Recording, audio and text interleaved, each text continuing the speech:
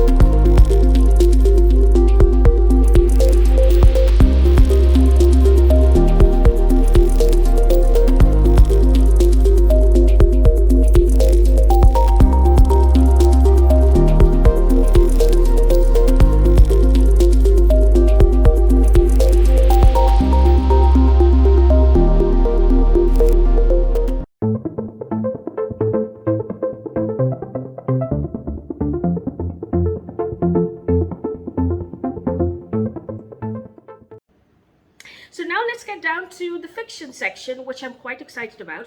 Now, I do have 4 books which I hope I'll be able to get through, and most of them are historical fiction as well. So they will be coupling up well with another readathon that I'm planning to participate alongside, because we'll be sharing the same books anyway. So the first fiction that I've chosen to read is very interesting. It's called The Mad Woman's Ball by Victoria Mars, and as you can see, I absolutely love the cover. It's gorgeous, and from the back of the book it reads as: The Salvatore Asylum, 1885. All of Paris is enthralled to Dr. Charcot and his displays of hypnotism on women who have been deemed mad or hysterical.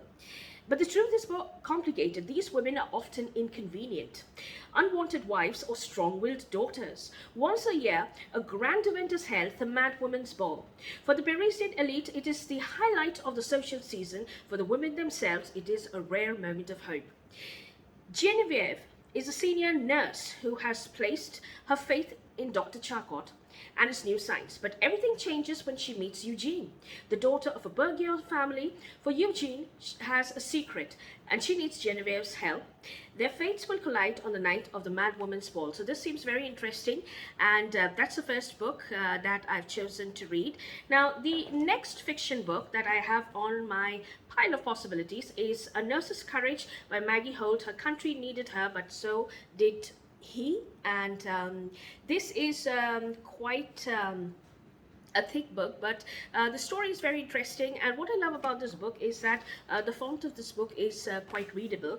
Most of the books that I do own don't have a readable font, so I do take my time reading it, but I will be able to get through this book very quickly. From the back, it reads as: Orphan Mabel Court's dreams come true when she enters the Booth Street Poor Law Infirmary as a probationer nurse, but in August 1914, and her world is about to be turned upside down. She soon meets Nora McLaughlin, another probationer, and the two girls together with Mabel's childhood friend Maudie, now a music hall dancer, and they become firm friends. As war rages across Europe, they try to keep their spirits up, but when Mabel's fiancé Harry Drover is wounded on the Battle of the Somme, Mabel realizes that the life she and Harry had always hoped for is now an impossibility. Then, when Maudie falls pregnant by an officer and Nora's young man is lost at sea, all three girls are forced to face the fact that life will never be the same again. So it's a very interesting plot, and that's the second book that I plan on reading. And the third book is called A Nurse's Duty, written by Maggie. Holt. Will she risk a scandal to follow her heart? And this is a historical romance, as well as it's a nurse's story, and it's all about duty and love and family, etc. So from the back, it reads as: torn between love and duty. Following a disastrous marriage to a minor, Karen has devoted herself to her nursing career. Rising to the challenge of caring for the wounded soldiers returning home from the Great War, she has resigned herself to putting her vocation before any hope of romance. However, she finds herself drawn to a handsome, troubled Patrick Murphy, but Patrick is also a Catholic priest. Dare Karen risk scandal and a position by falling for the one man she cannot have? So this is quite an intriguing plot in itself. And the last book which I have for the fiction series, for the fiction section, is a series, and this is the first in the series. This was recommended by Janelle from Too Fond of Books on our Discord server, and if I have forgotten to mention this, there is a Discord server for this particular read along as well, and you definitely can join it, and I will leave a link for the Discord server in the description box below. So this was suggested in the fiction section, and it's absolutely an amazing series. So thank you, Janelle, for posting this. And it is by Nadine, Dorris, The Angels of Lovely Lane. And I absolutely love their uniform. It's absolutely beautiful. So from the back, it reads as: it's 1953 and 5 girls are arriving at the nurses' home in Lovely Lane, Liverpool, to start their training at St. Angela's Hospital. Irish Dana, aristocratic Victoria, army brat Beth, bitchy Celia, and Pammy from a working class Liverpool family, 5 very different girls in a new and nerve-wracking environment. From formidable matron to terrifying ward sisters, from porter's lad to glamorous, intimidating doctors, everyone has their place at St. Angela's, and the girls must swim or sink. How will they cope when a botched backstreet abortion plunges the hospital into scandal and crisis? So this looks like a very fun book, and it's got quite the taste of what follows in a nursing student's life. So this is the first of the series, and I'm looking forward to completing this. So these are the 4 books that I plan on reading for the fiction section.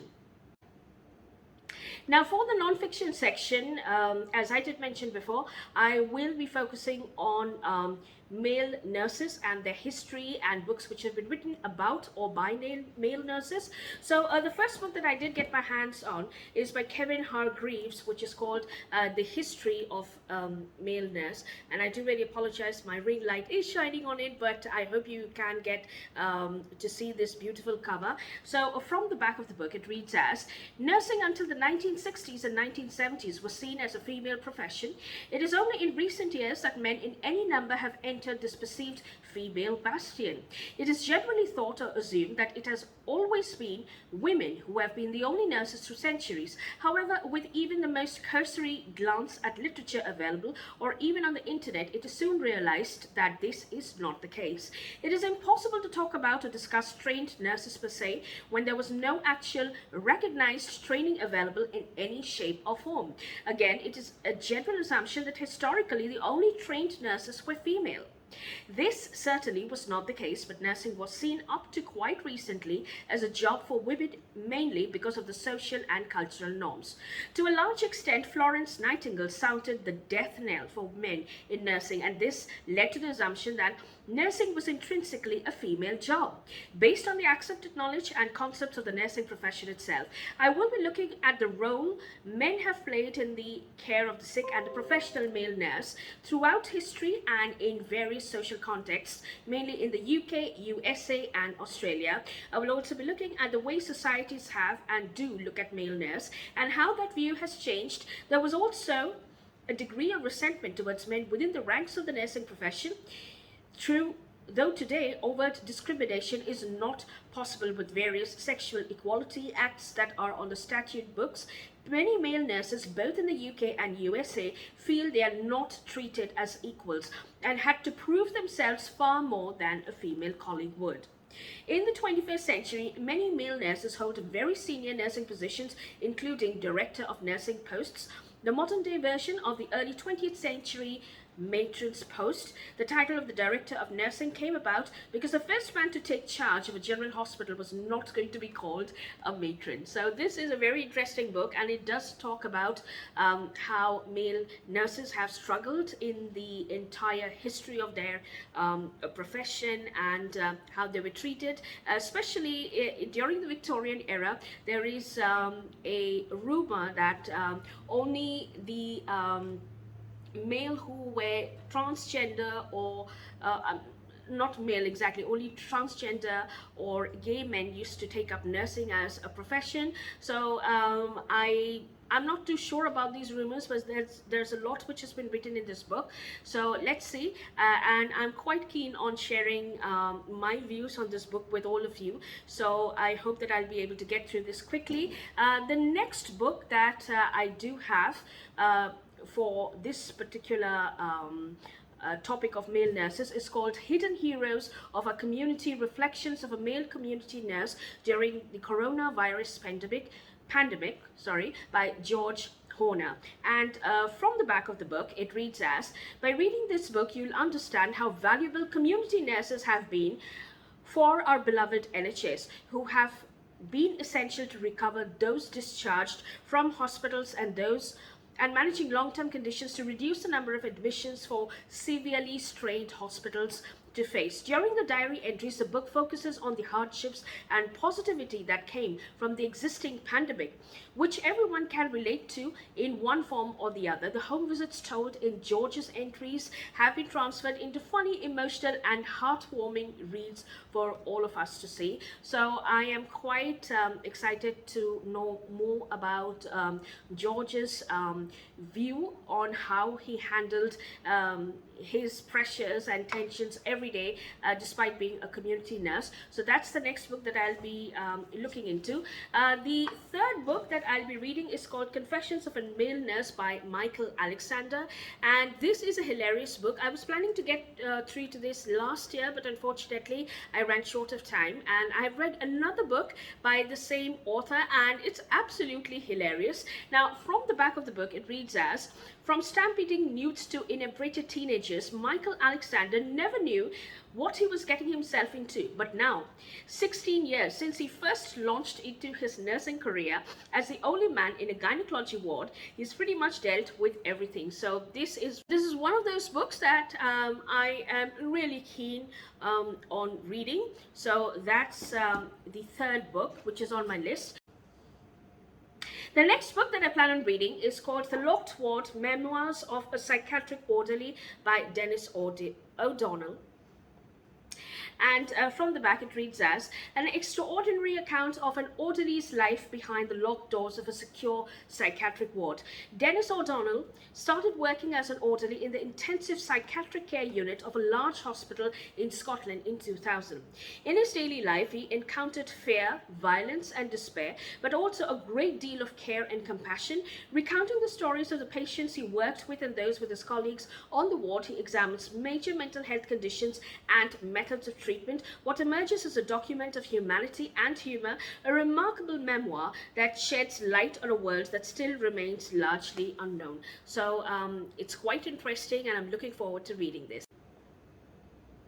Now, the next non-fiction book which I've chosen to read is a very interesting book. It has been written by a Malaysian nurse by the name of Irwin Chew, and it is called Change Those Diapers Boy, True Stories of a Male Student Nurse. From the back, it reads as, from ICU to psychiatric ward, student nurse Irwin Chew takes us on a journey into the world of nursing in a typical hospital in Penang, Malaysia. As a teenager, Irwin knew he wanted to be a nurse despite the objections from his family. With great determination, he persevered in following his heart and clinched a sponsorship for a 3-year nursing course. This book is an honest and humorous account of one man's start in the nursing profession. Heartwarming and entertaining, it gives a good insight into the challenges faced by a male nurse in a predominantly female world. So this is very interesting, and I'm looking forward to reading this. Now, the last book, which is on my pile of possibilities for the non-fiction section, is Florence Nightingale, The Woman and Her Legend by Mark Bostridge. Now, this is a mammoth of a book, and I have read this before, but I will be rereading it more carefully this year. I did read this in 2020 and talk about it, but I will probably be taking my time in reading this this month. So in case if I don't finish it this month, I will probably continue reading this till August, because August we do have the Nightingale August Challenge, which does focus primarily on Florence Nightingale and her nurses, of course. So these are the few books that I plan on reading for the Global Nurses Month Readalong. Just my pile of possibilities. So I do hope that you join us this year for this particular read along. All the details are mentioned in the announcement videos, and with that I'll be coming to the end of this video, and I'll be wrapping it up from here. I do hope you enjoyed this video. If you did, do please leave a comment in the comment section below, as well as leave a like for this particular video, and do subscribe to this channel, and I'll be back with another video very soon. So till then, take care, have a good reading week ahead, and namaste.